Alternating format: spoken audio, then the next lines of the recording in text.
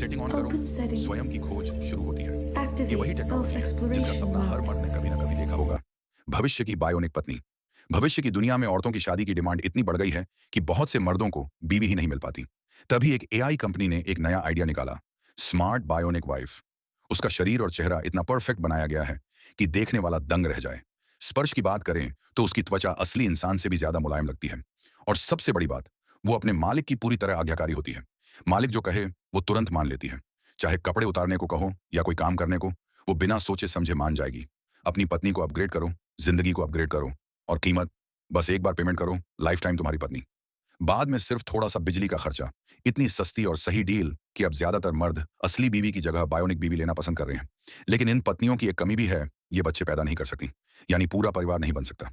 मगर कंपनी ने भी हल निकाल लिया। उन्होंने एक बायोनिक बच्चा भी बनाया है, और जिसने बायोनिक पत्नी खरीदी उसके लिए बच्चा आधे दाम पर मिलेगा। विलियम एक एजेंट था। कुछ वक्त पहले उसकी असली पत्नी बीमारी से गुजर गई। एआई कंपनी ने उसे अपने साथ जोड़ने के लिए उसके लिए खास कस्टम बायोनिक वाइफ बनाई, बिल्कुल उसकी बीवी जैसी शक्ल सूरत वाली। लेकिन यंग वर्जन में ये बायोनिक पत्नी इंसानों जैसी बेसिक भावनाएं समझती थी। इसमें 3D सराउंड साउंड और बॉडी हीटिंग जैसी खूबियां भी थीं।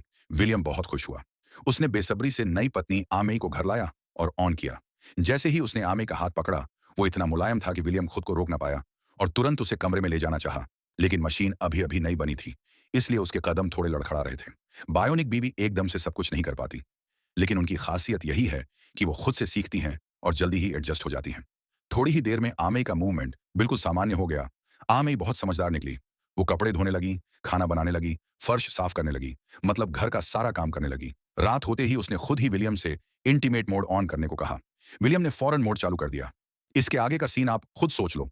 उसके बाद आमेई की बैटरी कम हो गई और वो खुद ही चार्जिंग स्टेशन पर जाकर चार्ज होने लगी।